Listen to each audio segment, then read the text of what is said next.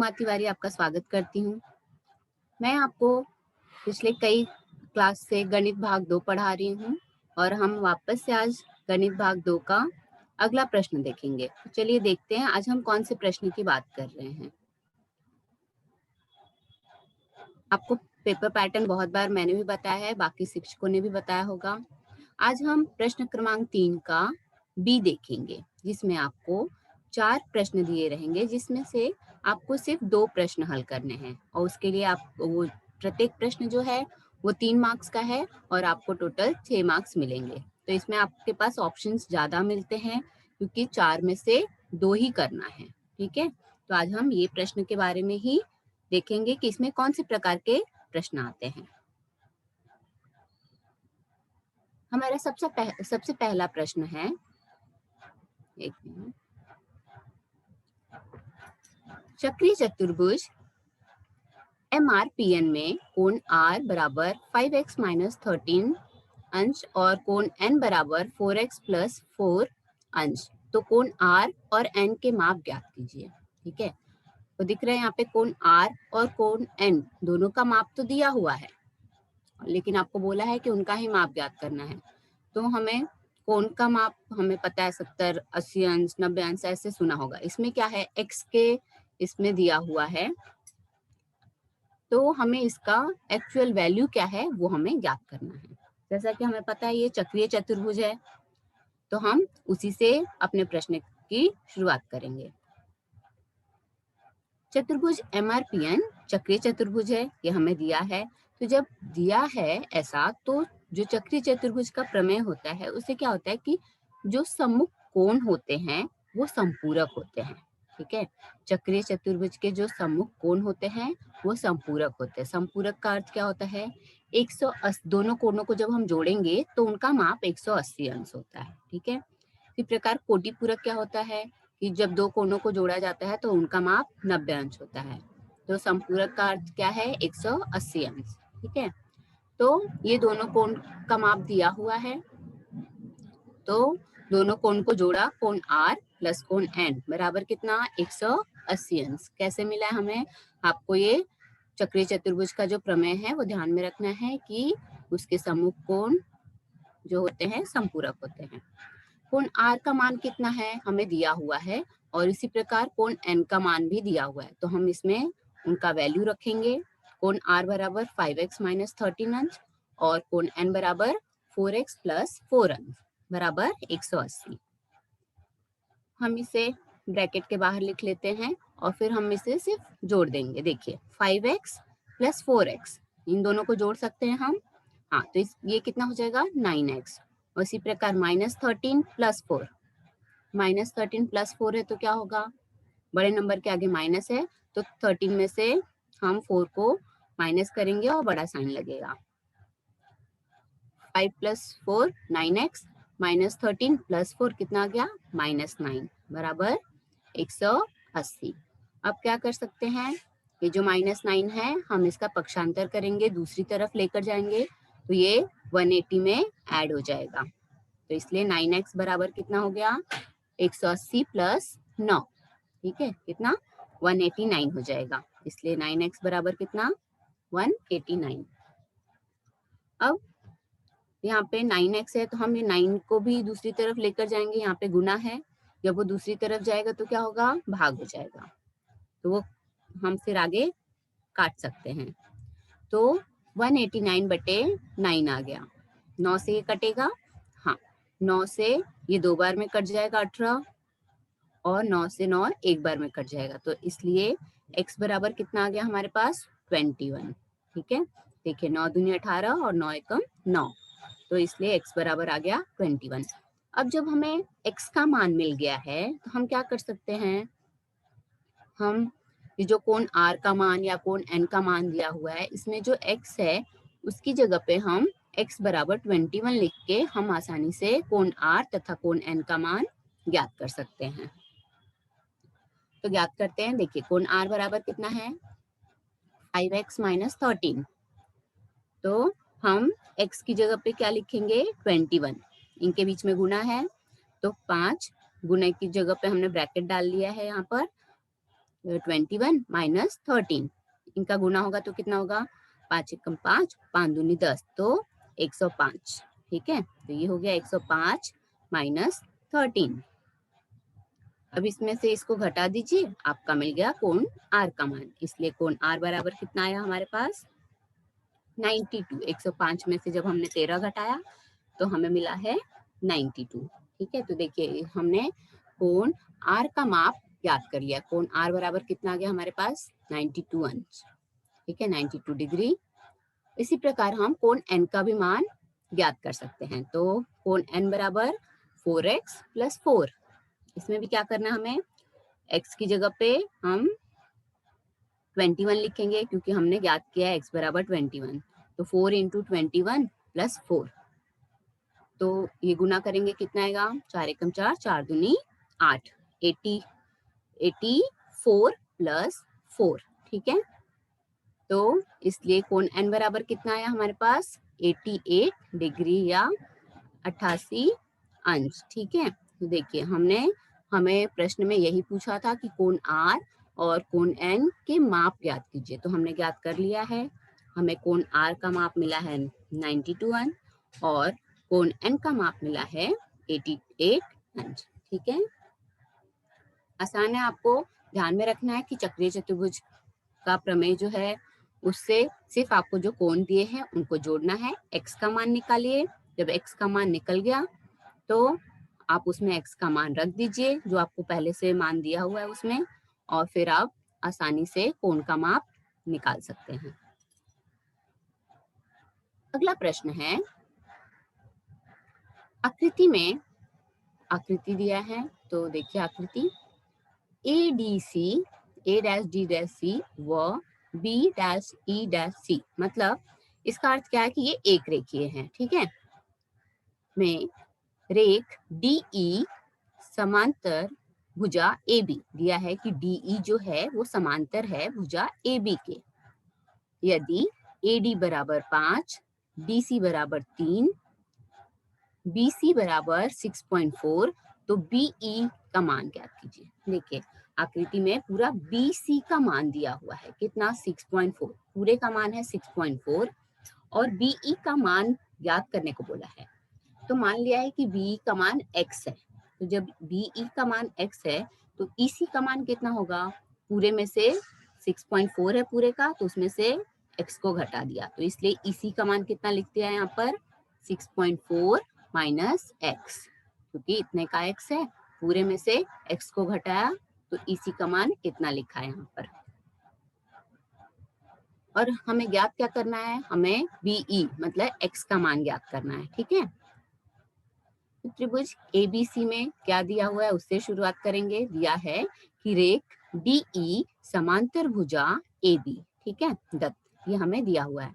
जब ये समांतर है तो उनकी समानुपात के मूलभूत प्रमेय से क्या होगा, वो उनकी जो भुजा है वो आपस में उनका अनुपात समान होगा। ठीक है, तो इसलिए सी डी बटे डी ए बराबर होगा सी ई बटे ई बी के। ठीक है, समानुपात के मूलभूत प्रमेय से जब दो भुजाएं समांतर हैं तो उनकी भुजाओं का अनुपात समान होता है। तो हमने वही लिख लिया है, सी डी बटे डी ए बराबर सी ई बटे ई बी।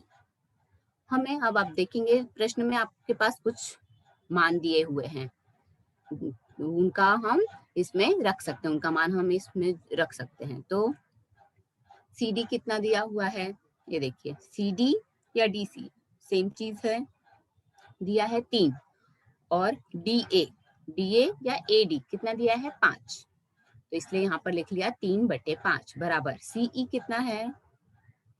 डायग्राम में देखिए कि सी ई का मान कितना है, पूरे का मान 6.4 था, तो उसमें से x घटा के हमने सी ई का मान लिखा हुआ है यहाँ पर। तो सी ई बराबर 6.4 माइनस x और बटे ई बी कितना है x, तो वो लिख लिया यहाँ पर x। ठीक है, तो अब हम इसका तिर्यक गुना करेंगे। तो ये देखिए तिर्यक गुना किया तो क्या हुआ, 3 का गुना x से हो गया 3x, और 5 का गुना इनसे होगा, 5 का गुना 6.4 से जब किया तो हमें मिला 32। ठीक है, 5 का गुना जब आप 6.4 से करेंगे तो हमें मिलेगा 32, माइनस 5 का गुना x से किया तो कितना मिला 5x। ठीक है, अब जो भी x वाले टर्म्स है हम उनको एक साइड रखेंगे और सिर्फ जो नंबर है उनको दूसरी तरफ रखेंगे। तो यहाँ पे ये -5x x है, हम उसको जब दूसरी तरफ लेकर जाएंगे तो क्या हो जाएगा +5x। तो 3x + 5x बराबर 32। ठीक है, इनको जोड़ सकते हैं हम। 3x + 5x कितना हो गया 8x। तो 8x बराबर 32। अब 8 को हम दूसरी तरफ लेकर आएंगे तो भाग में आ जाएगा। x बराबर कितना हो गया 32/8। 8 से कटेगा, हाँ कितनी बार में 4 बार में। तो x का मान कितना मिल गया हमें 4। तो ये जो x है वो किसका मान है, आप आकृति में देखिए x किसका मान है BE का, मतलब हमें BE का मान मिल गया है। हाँ कितना मिला है 4। तो इसलिए BE बराबर कितना 4, हमें यही मान ज्ञात करना था। ठीक है, BE बराबर कितना आ गया 4। ठीक है, देखिए आसान था ये। क्या करना था कि रेख DE समांतर है AB के, तो इसलिए जब दो भुजाएं समांतर हैं तो उनकी जो दो रेख समांतर तो उनकी भुजाओं का जो अनुपात होता है वो समानुपात होता है। तो इसलिए हमने लिख लिया था CD/DA बराबर CE/EB। और जो भी मान हमें दिया हुआ है प्रश्न में वो हमने उसमें रखा, तिरक गुना किया, x को x वाले जो टर्म्स थे उनको एक साथ ले जाके प्लस किया, फिर हमें x का मान मिल गया। और x का मान जो है वो क्या है वो BE का मान है, तो इसलिए BE का मान हमें मिल गया। अगला प्रश्न है, समकोण त्रिभुज में शीर्ष बिंदु से कर्ण पर खींचा गया लंब रेखाखंड कर्ण द्वारा विभाजित होने वाले रेखाखंडों का ज्यामितीय माध्य होता है। ये जो प्रश्न है ये आपका प्रमेय है, ज्यामितीय माध्य का प्रमेय है। ये आपको प्रमेय भी जो है वो आपको सम्स के टर्म्स में आते हैं, और ये प्रश्न क्रमांक 3 के बी में आपको अधिकतर जो है प्रमेय भी आते हैं। तो हमने 1-2 प्रमेय भी लिए हैं इस प्रश्न में। चलिए ये देखते हैं, आपको प्रमेय दिया हुआ है। तो दिया है, पहले प्रमेय को समझिए कि क्या करना है आपको, क्या चीज दिया हुआ है।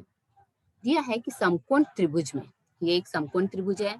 ठीक है, ये एक समकोण त्रिभुज है में शीर्ष बिंदु से, ये देखिए शीर्ष बिंदु Q है, कर्ण पर खींचा गया लंब। ठीक है, कर्ण पर एक लंब खींचा है। तो ये जो कर्ण द्वारा विभाजित होने वाले रेखाखंडों का ज्यामितीय माध्य होता है, जो विभाजित हो रहा है उसका वो ज्यामितीय माध्य होता है। तो हम उसको हम लिख लेते हैं, हमें क्या क्या दिया हुआ है, हमें क्या सिद्ध करना है। ठीक है, तो त्रिभुज PQR में हमें पता है कोण PQR बराबर कितना है 90 अंश, और QS जो है वो लंब है कर्ण PR पर। वो कैसे लंब है कि ये तीनों एक रेखीय P', S', R, मतलब ये एक रेखीय है। सिद्ध क्या करना है, हमें सिद्ध करना है कि QS का वर्ग बराबर है PS गुने SR। ठीक है, PS गुने SR। हम हल करते हैं इसको। आपके पास क्या क्या दिया है कि समकोण त्रिभुज में, समकोण त्रिभुज PQR में QS जो है वो लंब है कर्ण PR पर। ठीक है, तो ये आपको यहाँ पर 3 समकोण त्रिभुज दिख रहे होंगे।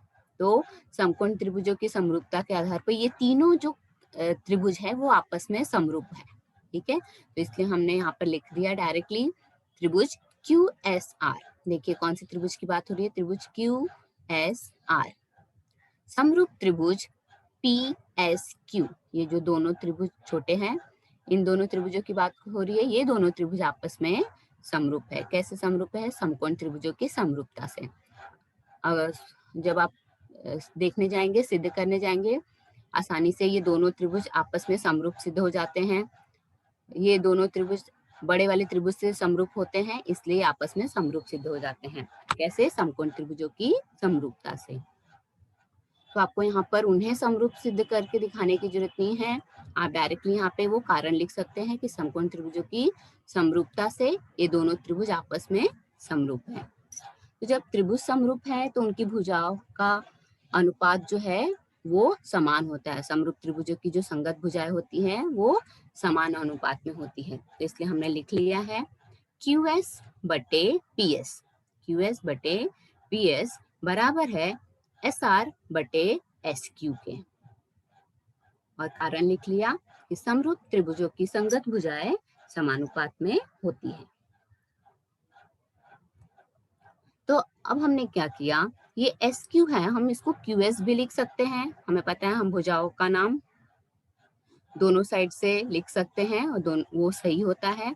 तो देखिए बाकी सब हमने वैसे ही रखा, QS बटे PS बराबर SR बटे सिर्फ SQ की जगह पे हमने QS लिख लिया। ठीक है, ये देखिए अब क्या हुआ है, यहाँ पर भी QS है और यहाँ पर भी QS है। हम इसका तिर्य गुना कर लेंगे अब इसको। ठीक है, तो देखिए तिर्य गुना किया तो क्या मिला हमें, QS गुने QS, तो वो क्या हो गया, QS का वर्ग बराबर PS गुने SR। ठीक है, PS गुने SR। आप साध्य में देखेंगे तो आपको यही चीज सिद्ध करनी थी।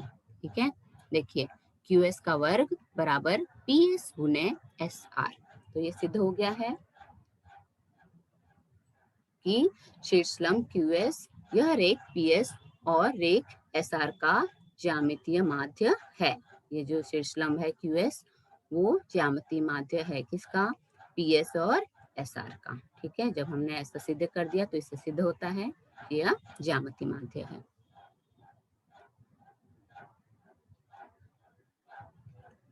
अगला प्रश्न है, कर्णी में 1 माइनस साइन थीटा बटे 1 बटे साइन थीटा बराबर sec theta minus tan theta. हमें सिद्ध करना है कि कर्णी में 1 बटे माइनस साइन थीटा बटे 1 प्लस साइन थीटा बराबर है किसके, sec theta minus tan theta के। तो हम इसे कैसे हल करेंगे, हम एक एक पक्ष को लेकर हल करेंगे। तो हम पहले बायां पक्ष लिख लेते हैं। क्या दिया है हमारे पास बायां पक्ष में, कर्णी में 1 माइनस साइन थीटा बटे 1 प्लस साइन थीटा। जब ऐसा दिया रहता है तो जो नीचे आपके पास रहता है, जैसे आपके पास यहाँ पर नीचे हर में क्या दिया हुआ है, 1 प्लस साइन थीटा, तो इसका उल्टा अपोजिट, प्लस में है तो माइनस। ठीक है, माइनस में रहेगा तो प्लस, उससे हम ऊपर नीचे गुना करते हैं। जैसे कि देखिए ये हमने वैसा का वैसा लिख लिया, 1 माइनस साइन थीटा बटे 1 प्लस साइन थीटा। इसमें हमने गुना किया, किससे गुना किया है, इसके अपोजिट से। ये प्लस है तो इसके अपोजिट से माइनस, 1 माइनस साइन थीटा बटे 1 माइनस साइन थीटा। ऊपर नीचे हम दोनों जगह पे 1 माइनस साइन थीटा से गुना करेंगे। ठीक है, अगर आपके पास यहाँ पे माइनस रहा होता तो हम प्लस से साइन करते, दोनों ऊपर नीचे प्लस से गुना करते। ठीक है, तो जब हमने इसमें गुना किया तो क्या मिला है हमारे पास, ऊपर हमारे पास अब हो गया है 1 माइनस साइन थीटा गुने 1 माइनस साइन थीटा। ठीक है, और नीचे है 1 प्लस साइन थीटा बटे 1 माइनस साइन थीटा। तो ये ऊपर वाले को हम क्या लिख सकते हैं, 1 minus sine theta the whole square. ठीक है, दो बार है इसलिए हमने उसको स्क्वायर करके लिख लिया। और नीचे वाला जो है आप ध्यान देंगे तो ये a plus B A minus B का सूत्र है, a प्लस बी और a माइनस बी। तो सूत्र क्या होता है, A square minus B square, तो हमने उसकी जगह पे लिख लिया है। देखिए 1 का square minus sine square theta, मतलब A square minus B square. A square minus B square का सूत्र क्या होता है, a plus B A minus B, जो हमारे पास पहले से है। तो हमने उसकी जगह पे अब ए स्क्वायर माइनस बी स्क्वायर डाल दिया है। तो देखिए ये जो है आपको कुछ, मैंने लास्ट लेक्चर में भी बताया था कि आपको जो सूत्र है या त्रिकोणमिति के जो भी है वो सब आपको ध्यान में रखने पड़ेंगे। हमें पता है sine square theta plus cos square theta is equal to क्या होता है, 1 होता है। ठीक है, तो अभी क्या किया है, ये कॉस स्क्वायर थीटा को यहीं पे रखा है, साइन स्क्वायर थीटा को हम दूसरी तरफ लेकर गए तो क्या हो गया, माइनस में हो गया। इसलिए 1 माइनस साइन स्क्वायर थीटा बराबर क्या होता है, कॉस स्क्वायर थीटा। ठीक है, होता है cos square theta. 1 minus 1 square minus sine square theta है, 1 माइनस यहाँ पे 1 है, इसका स्क्वायर भी कितना होता है, 1 ही होता है, ये सेम चीज है। 1 माइनस साइन स्क्वायर थीटा बराबर कितना होता है, कॉस स्क्वायर थीटा। इसलिए इसकी जगह पे क्या लिख लिया है हमने, कॉस स्क्वायर थीटा। ठीक है, तो 1 square minus sine square theta कितना हो गया हमारे पास, कॉस स्क्वायर थीटा। अब हमने इसका वर्ग कर दिया तो क्या हुआ, ये स्क्वायर हट गया, करनी हट गया, तो क्या बचा हमारे पास 1 माइनस साइन थीटा बटे कॉस थीटा। ठीक है, क्या बचा 1 माइनस साइन थीटा बटे कॉस थीटा।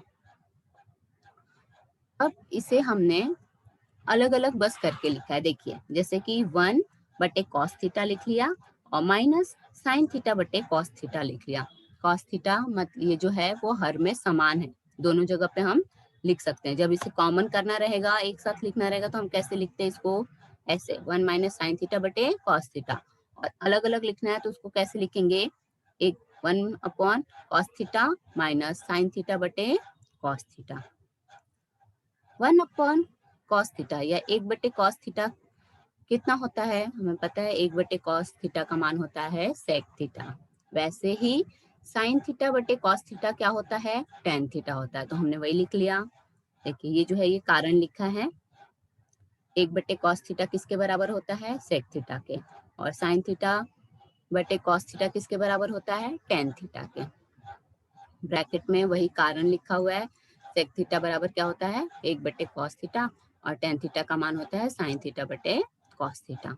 ठीक है, तो क्या हमें मिल गया है, हाँ ये देखिए हमें जो चाहिए था सिद्ध करना था वो हमारा आ चुका है आंसर। तो बायां पक्ष जो था वो अब इस दाएं पक्ष के बराबर होता है, तो हमने लिख लिया बराबर दायां पक्ष, मतलब बायां पक्ष जो है वो बराबर हो गया है दाएं पक्ष के, मतलब करनी में 1 माइनस साइन थीटा बटे 1 प्लस साइन थीटा बराबर है sec theta minus tan theta के। ठीक है, आपको ऐसे सम आएगा तो ऐसे बायां पक्ष और दायां पक्ष ऐसे लेकर ही उसको हल करना है।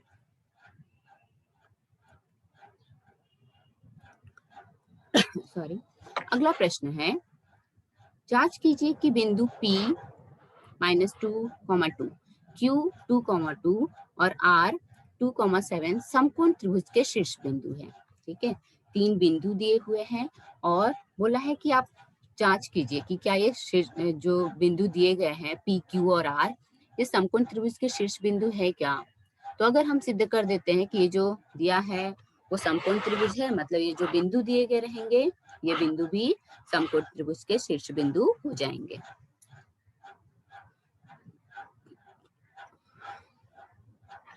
ने मान लिखा क्या क्या दिया हुआ है। अब हम क्या करेंगे, इसमें दूरी का सूत्र लगाएंगे। ठीक है, दूरी का सूत्र क्या होता है, तीनों भुजाओं का ऐसे मान लिखेंगे, पी क्यू, क्यू आर और पी आर। तो पी क्यू बराबर करनी में सूत्र होता क्या है, x2 माइनस x1 का वर्ग प्लस y2 माइनस y1 का वर्ग। ठीक है, तो p और q की बात हो रही है, तो इसमें x2 का मान कितना है 2 माइनस x1 का मान कितना है -2, तो वो यहाँ पर लिख दिया और उसका वर्ग प्लस y2 का मान 2 माइनस y1 का मान 2 का वर्ग। ठीक है, तो यहाँ पे माइनस और माइनस ये क्या होगा, प्लस हो जाएगा, तो 2 और 2 4 हो जाएगा, तो 4 का वर्ग प्लस 2 माइनस 2 0, 0 का वर्ग, 4 का वर्ग कितना आएगा 16 और 0 का 0 रहेगा, तो उसको हमने नहीं लिखा है। तो अब हमें मिला है कि पी क्यू का मान कितना मिला है, करनी में 16, तो 16 का वर्गमूल कितना होता है 4, तो इसलिए पी क्यू बराबर कितना मिल गया हमें 4। हमने पी क्यू का मान निकाल लिया। अब हम इसी प्रकार क्यू आर का मान और पी आर का मान भी निकालेंगे। इसको हमने नंबर दिया है 1। पी क्यू हो गया, अब निकालेंगे क्यू आर का मान। क्यू आर बराबर सेम वैसे ही x2 माइनस x1, तो q और r की बात हो रही है, तो x2 का मान कितना है 2 माइनस 2, ठीक है, का वर्ग प्लस y2 का मान कितना है 7, 7 माइनस 2 का वर्ग, 2 माइनस 2 0, 7 माइनस 2 5, तो क्या आ जाएगा 0 का वर्ग प्लस 5 का वर्ग। 0 का तो हम नहीं लिखेंगे, 5 का वर्ग कितना हो जाएगा 25। इसी प्रकार करनी में 25 मिला है हमें, तो 25 का वर्गमूल कितना 5, इसलिए क्यू आर बराबर कितना हो गया 5। हमने पी क्यू का मान निकाला यहाँ पर 4 और क्यू आर का मान मिल गया हमें 5, तो इसको हमने नंबर दिया 2। इसी प्रकार हम अब पी आर का मान निकालेंगे, ठीक है। तो पी आर बराबर करनी में पी आर के बाद x2 कितना है 2 माइनस x1 कितना है -2 है, तो -2 का वर्ग प्लस x2 कितना y1 माइनस y1 कितना है y2 माइनस y1 कितना है 7 माइनस y1 कितना है 2, 7 माइनस 2 का वर्ग, तो 2 माइनस माइनस प्लस 2 और 2 4 का वर्ग, 4 का वर्ग और 7 में से 2 गया 5, 5 का वर्ग, तो 4 का वर्ग प्लस 5 का वर्ग, 4 का वर्ग कितना होता है 16 और 5 का वर्ग 25, तो इसलिए 16 प्लस 25। पी आर बराबर हमें मिला है करनी में 41, दोनों को जोड़ दिया हमें मिला है करनी में 41। हम जब हमें सिद्ध करना रहता है कि समकोण त्रिभुज वहां पर है कि नहीं, हम क्या करते हैं, अगर दो भुजाओं के वर्गों का योगफल तीसरी भुजा के वर्ग के बराबर होता है, मतलब वह समकोण त्रिभुज है, ठीक है। तो हम यहाँ पर इसे ऐसे ही हल करेंगे, हम दो भुजाओं का वर्ग करते हैं। देखिए किया हमने पी क्यू का वर्ग प्लस क्यू आर का वर्ग, पी क्यू का वर्ग प्लस क्यू आर का वर्ग। पी क्यू का मान कितना है 4 और क्यू आर का मान 5, तो 4 का वर्ग प्लस 5 का वर्ग, 4 का वर्ग 16, 5 का वर्ग 25, 16 प्लस 25 कितना आया 41। हमने कैसे किया है 1 और 2 से किया है और इसको हमने नंबर दिया है 3। तो P Q plus Q R का वर्ग हमने कर लिया, अब हम वैसे तीसरे का वर्ग देखेंगे कितना आ रहा है, तो पी आर का वर्ग करेंगे। पी आर का वर्ग बराबर करनी में 41 का वर्ग जब किया तो क्या हुआ, हमें आंसर क्या मिला 41। तो आप ध्यान दीजिए कि पी क्यू का वर्ग प्लस क्यू आर का वर्ग का मान आया है 41 और पी आर के वर्ग का मान भी आया है 41, इसको हमने नंबर दिया 4। तो मैंने अभी वही बताया था कि अगर दो भुजाओं के वर्गों का योगफल तीसरी भुजा के वर्ग के बराबर आता है, मतलब वो जो है वो समकोण त्रिभुज है, ठीक है। पाइथागोरस के प्रमेय के विलोम से ये जो है ये समकोण त्रिभुज है। हमने लिख लिया पी क्यू का वर्ग प्लस क्यू आर का वर्ग बराबर है पी आर का वर्ग, और कैसे मिला हमें 3 और 4 से, इसलिए पाइथागोरस के प्रमेय के विलोम से त्रिभुज पी क्यू आर एक समकोण त्रिभुज है। और यदि यह समकोण त्रिभुज है मतलब जो आपको प्रश्न में बिंदु दिए हुए हैं पी क्यू और आर के, ये जो है समकोण त्रिभुज के शीर्ष बिंदु है। मतलब हमें पहले जब ऐसा प्रश्न दिया है कि आप सिद्ध कीजिए कि समकोण त्रिभुज के शीर्ष बिंदु है, तो हमें क्या करना है, हमें पहले सिद्ध करना है कि वो जो त्रिभुज है वह एक समकोण त्रिभुज है। अगर वह समकोण त्रिभुज हमने सिद्ध कर दिया मतलब ये जो बिंदु है वो समकोण त्रिभुज के शीर्ष बिंदु है। और समकोण त्रिभुज कैसे सिद्ध करना, हमें पाइथागोरस के प्रमेय के विलोम से, ठीक है, कि अगर दो भुजाओं के वर्गों का योगफल तीसरी भुजा के वर्ग के बराबर आता है मतलब वह त्रिभुज समकोण त्रिभुज है, और कारण आएगा पाइथागोरस प्रमेय के विलोम से, ठीक है। ये हो गया हमारा 5वां सवाल। अगला प्रश्न है, सिद्ध करो कि यदि किसी त्रिभुज की किसी एक भुजा के समांतर खींची गई रेखा उसकी अन्य दो भुजाओं को दो भिन्न बिंदुओं पर प्रतिच्छेदित करे तो वह रेखा अन्य दो भुजाओं को समान अनुपात में विभाजित करती है। यह भी आपका क्या है, प्रमेय है, ठीक है।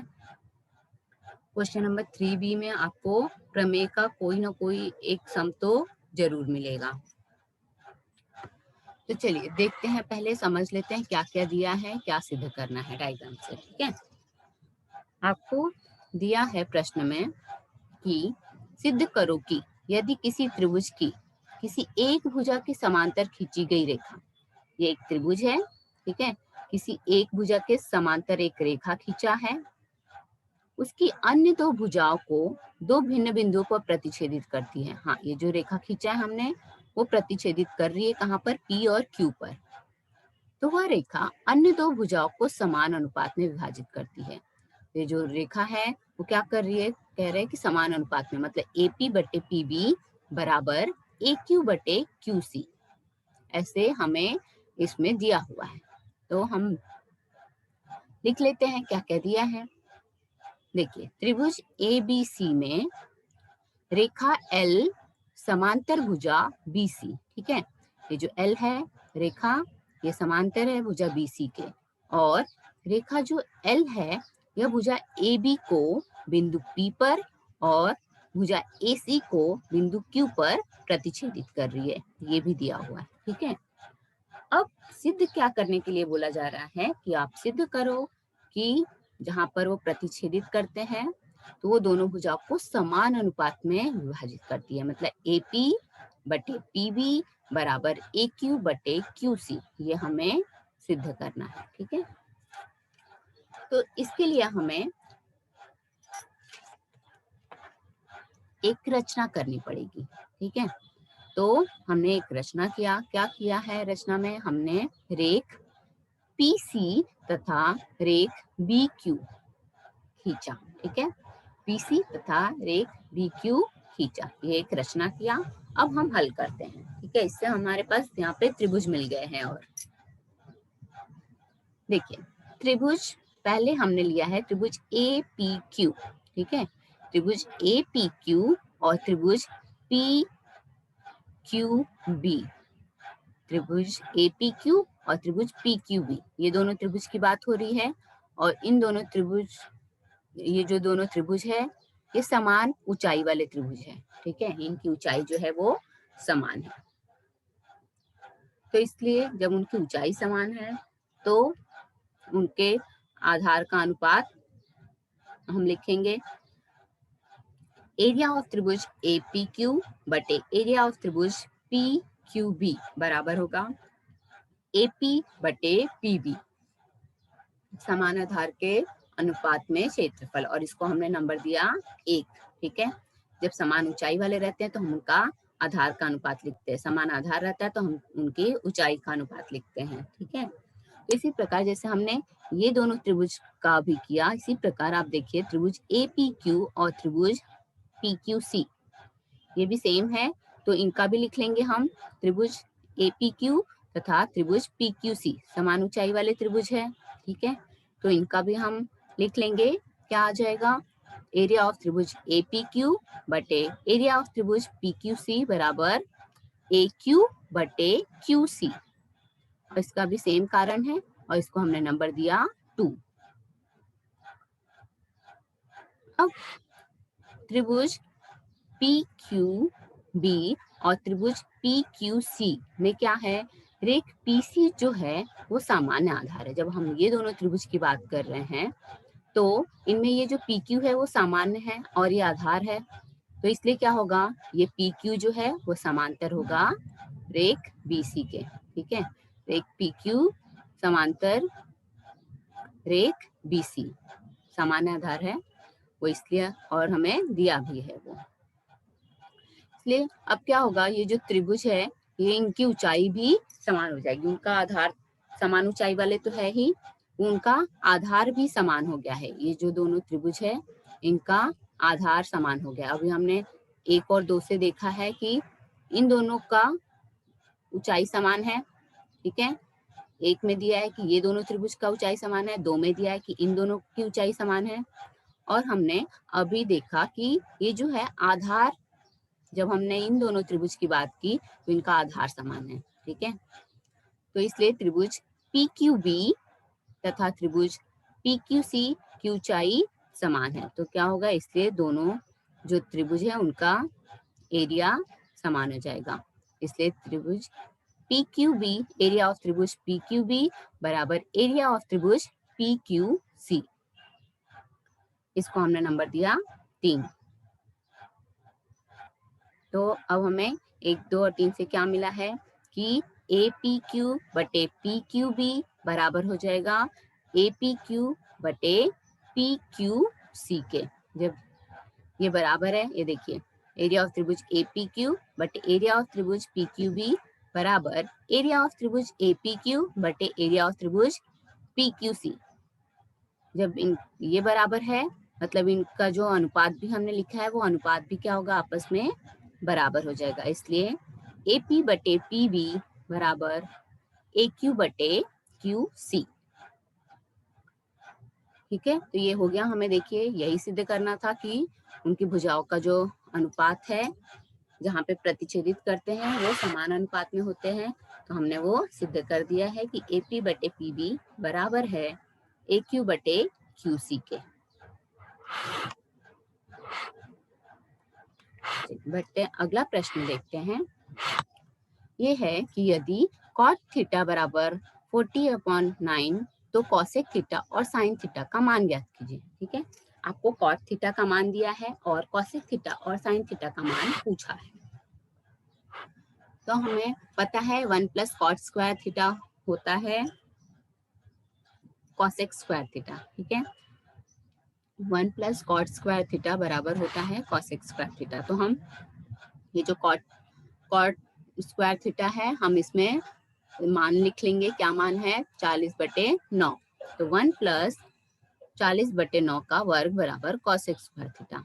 तो इसका वर्ग करना पड़ेगा। 40 का वर्ग कितना होता है, 1600 और 9 का वर्ग होगा 81। तो वो लिख लिया हमने 1 + 1600/81 बराबर cosec स्क्वायर थीटा। अब क्या करेंगे, हम यहाँ पे हर कॉमन लेंगे ताकि ये हम दूसरी तरफ ले जाए। तो इसलिए ये क्या हो जाएगा, 81 का गुना होगा 1 से। तो ये हमें मिल गया 81 + 1600/81 बराबर cosec स्क्वायर थीटा। ये दोनों जोड़ लेंगे, कितना होगा 1681/81 बराबर cosec स्क्वायर थीटा। अब हम वर्गमूल कर लेंगे दोनों पक्षों का। तो हमें क्या मिलेगा, cosec थीटा बराबर ये जो 1681 है इसका वर्गमूल 41 आएगा। ठीक है, और 81 का वर्गमूल 9। दोनों पक्षों का वर्गमूल किया तो हमें मिल गया है cosec थीटा बराबर 41/9। ठीक है, तो हमारा cosec थीटा मिल गया है। इसी प्रकार हम sin थीटा ज्ञात कर सकते हैं। जब हमें cosec थीटा मिल गया है तो sin थीटा ज्ञात करना आसान है। sin थीटा बराबर क्या होता है, sin थीटा बराबर होता है 1/cosec थीटा। ठीक है, cosec थीटा का मान हमने यहाँ पे निकाल लिया है। कितना मिला है, 41/9। तो हम ये cosec थीटा की जगह पर क्या लिख लेंगे, 41/9। देखिए, तो sin थीटा बराबर हमने लिख लिया 1/41/9। अब क्या होगा, ये 9 हम ऊपर लेके जाएंगे तो हमें sin थीटा बराबर कितना मिल गया, 9/41। ठीक है, ये हो गया। इसी प्रश्न को हल करने का एक और तरीका है। आप एक और तरीके से इस प्रश्न को हल कर सकते हैं। जैसे आपको ज्ञात क्या करना है, इसमें ये ध्यान में रखिए cosec थीटा और sin थीटा। ठीक है, और cot थीटा का मान दिया हुआ है 90 अंश। देखिए cot थीटा बराबर 40/9 दिया हुआ है। ठीक है, माना कि त्रिभुज PQR में, ये त्रिभुज है PQR में कोण PQR बराबर 90 अंश है। ठीक है, और कोण PRQ, ये जो है PRQ का मान थीटा है, मतलब ये R का मान कितना है, थीटा है।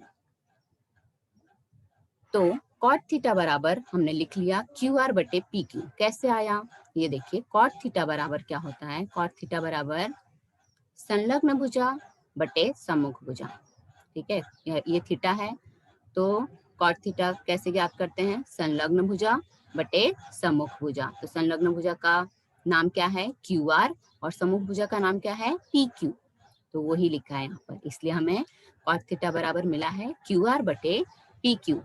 ठीक है, उसको नंबर दिया 2। तो अब हम 1 और 2 से हमें क्या पता चला कि QR/PQ का मान बराबर है 40/9 के। ठीक है, QR/PQ बराबर कितना है हमारे पास, 40/9। तो हम जब ये अपॉन में मान दिया रहता है तो हम डायरेक्टली नहीं लिख लेते हैं कि QR का मान 40 है और PQ का मान 9 है। हम क्या करते हैं, हम उसमें एक सामान्य गुणज लिखते हैं। कोई भी लिख सकते हैं आप, हमने यहाँ पर K लिखा हुआ है। क्यू आर बराबर 40K लिखा है और पी क्यू बराबर कितना है 9K है। क्यू आर का मान कितना है 40K और पी क्यू का मान है 9K। अब देखिए, अब ये त्रिभुज पी क्यू आर में ये समकोण त्रिभुज है। कोण पी क्यू आर बराबर कितना है 90 अंश। तो हम इसमें पाइथागोरस का प्रमेय लगा सकते हैं। तो इसलिए पाइथागोरस के प्रमेय से क्या होगा, पी आर का वर्ग बराबर पी क्यू का वर्ग प्लस क्यू आर का वर्ग। ठीक है, पाइथागोरस का प्रमेय क्या होता है, कर्ण का वर्ग प्लस कर्ण का वर्ग बराबर अन्य दो भुजाओं के वर्गों का योगफल। तो यहाँ पे वही लिखा है, पी आर का वर्ग बराबर पी क्यू का वर्ग प्लस क्यू आर का वर्ग। ठीक है, आपके पास इन दोनों का मान है, क्या है देखिए, यहाँ पर पी क्यू का मान कितना है 9K है। तो यहाँ पर आप लिख लेंगे 9K का वर्ग प्लस क्यू आर का मान कितना है 40K। यहाँ पे लिखा 40K का वर्ग। 9 का वर्ग कितना होगा 81K और 40 का वर्ग 1600K का वर्ग। ठीक है, इसको जोड़ देंगे तो कितना आ गया, पी आर का वर्ग बराबर 1681K स्क्वायर। इसलिए पी आर बराबर कितना आया 41K। पी आर बराबर कितना आ गया 41K। अब कॉसेक थीटा का मान ज्ञात करेंगे। कॉसेक थीटा बराबर क्या होगा, देखिए थीटा का मान ये है, तो कॉसेक थीटा का मान क्या होता है, कर्ण बटे सम्मुख भुजा। कर्ण बटे सम्मुख भुजा, तो कर्ण का नाम क्या है पी आर और सम्मुख भुजा का नाम क्या है पी क्यू। तो इसलिए यहाँ पर लिखा पी आर बटे पी क्यू। पी आर का मान कितना है, हमने अभी अभी ज्ञात किया, कितना 41K। तो पी आर की जगह पे हमने लिखा 41K और पी क्यू का मान है 9K। लिख लिया 41K बटे 9K। K और K कट जाएगा, क्या बचा 41 बटे 9। तो कॉसेक थीटा का मान आया 41 बटे 9। ठीक है, इसी प्रकार अब साइन थीटा का नाम लिखा हमने पी क्यू बटे पी आर। कैसे, देखिए साइन थीटा ये है, तो साइन थीटा का कैसे मान ज्ञात करते हैं, सम्मुख भुजा बटे कर्ण। सम्मुख भुजा का नाम क्या है पी क्यू और कर्ण का नाम क्या है पी आर। इसलिए यहाँ पर लिखा पी क्यू बटे पी आर। पी क्यू का मान कितना है 9K और पी आर का मान कितना है 41K। तो हम लिख लेंगे 9K बटे 41K। K और K कट गया तो क्या बचा, साइन थीटा बराबर 9 बटे 41। ठीक है, तो ये देखिए, ये जो सम है इसको हमने दो तरफ से हल किया है। आपको जो भी मेथड आसान लगता हो आप उस मेथड से कर सकते हैं। ठीक है, किसी को कुछ डाउट है तो आप पूछ सकते हैं।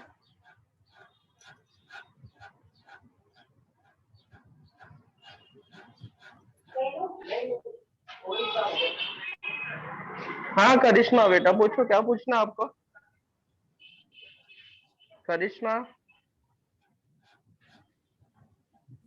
Hello miss. हाँ गुड मॉर्निंग, बोलो। मिस मुझे 1 से 6 तक की स्लाइड्स का स्क्रीनशॉट मारना है। मैं भेज देती हूँ ग्रुप में, मैं वो टेलीग्राम पे भी डाल देती हूँ। ठीक है, पीपीटी डाल देती हूँ। ओके और मिस। बच्चों आप लोग जो स्क्रीनशॉट के लिए क्वेश्चन करते हो ना, जब एक एक स्लाइड स्क्रीन पे जब बताया जाता है ना, तभी आप लोग स्क्रीनशॉट निकाल लिया करो। हाँ, लास्ट में आप लोग बहुत सारे बच्चों बोलते हो सर स्क्रीनशॉट लेना है, फिर से बताइए, क्योंकि नो सर, पढ़ाते मैं वक्त। लेट हो गई थी। कोई बात अच्छा, नहीं, यूट्यूब पे ओके। आप सब्सक्राइब रहोगे तो ये आप अपलोड होगा तो आपको ऑटोमेटिकली 1-2 दिन में मिल ही जाएगा, पूरा का पूरा वीडियो ही। ठीक है, एक्सप्लेनेशन के साथ ही। और दिनेश विश्वकर्मा, सबरीन हेलो खान। टीचर, तीसरा वाला बताओ ना सम। ये वाला तीसरा वाला सबरीन, ये वाला सवाल।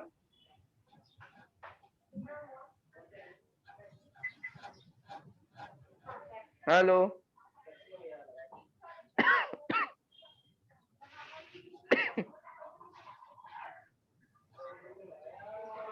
किसने पूछा सवाल तीसरा। हेलो, ठीक है, कुलसुम खान पूछिए, आपको क्या पूछना है। मैम चौथा वाला उसको समझाओ ना। कौन सा क्वेश्चन? चौथा करने वाला, हाँ यही। गुड, अच्छा ओके। ठीक है, देखिए आपको दिया है यहाँ पर सिद्ध करने के लिए कि कर्णी में 1 माइनस साइन थीटा बटे 1 प्लस साइन थीटा बराबर होता है sec theta minus tan theta के। ठीक है, तो इसमें आपके पास बायां पक्ष है और दायां, हमें कभी भी सिद्ध करना होता है तो क्या करते हैं हम, कैसे कि बायां पक्ष जो है वो दाएं पक्ष के बराबर है या दायां पक्ष बाएं पक्ष के बराबर है, हमें वही सिद्ध करना है कि दोनों बराबर है। तो हमने एक एक से स्टार्ट किया। हमने पहले बायां पक्ष लिख लिया। क्या है हमारे पास बाएं पक्ष में?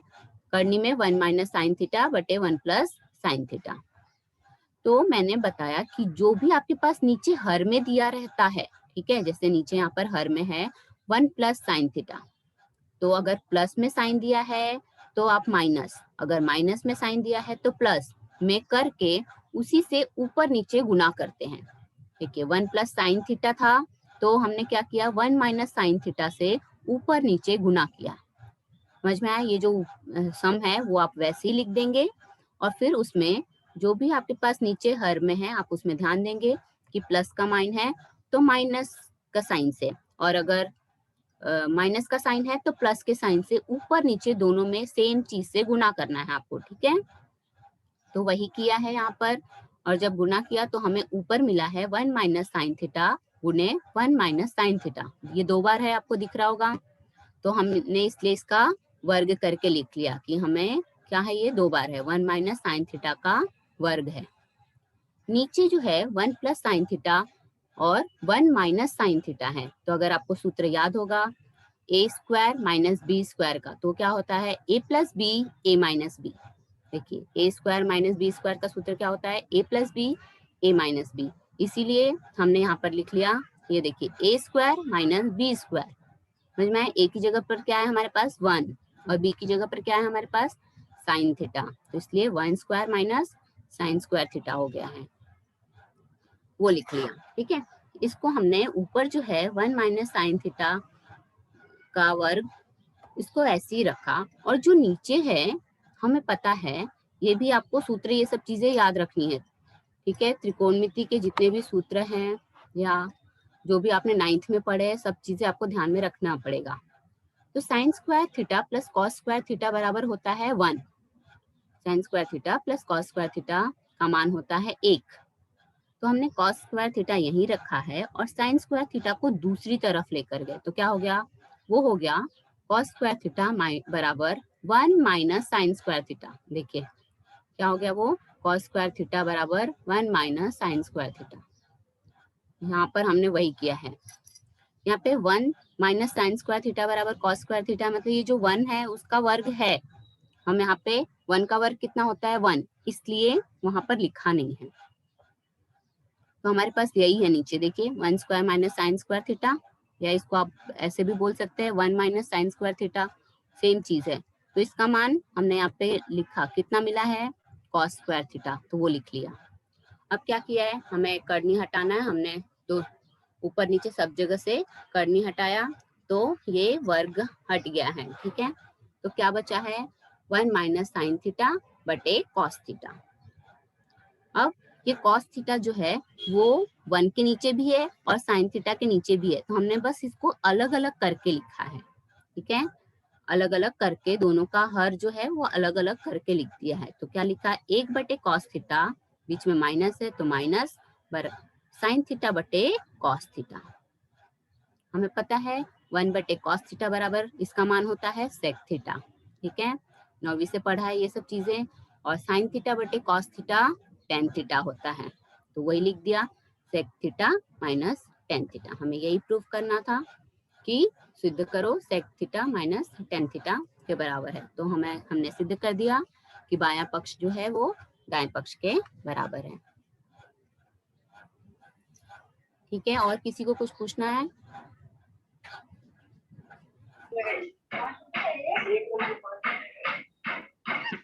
और किसी को सर? हाँ मैडम। हाँ, बच्चों और कोई पूछना है, कोई प्रश्न तो आप पूछो, अदरवाइज ये मैथ्स का लेक्चर यहाँ पे एंड कर दिया जाएगा।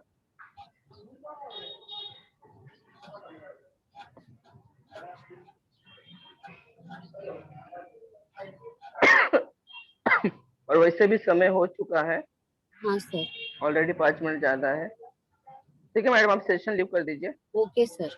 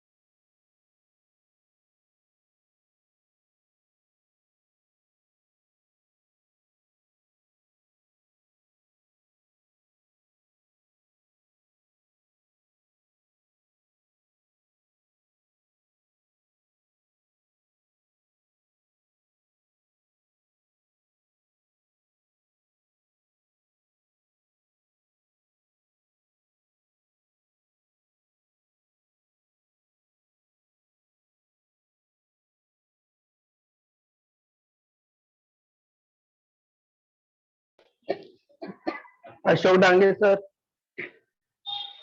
अशोक डांगे सर आप ऑनलाइन हैं?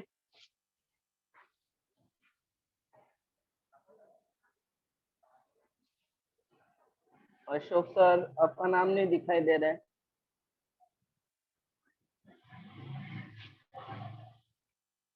अशोक डांगे सर।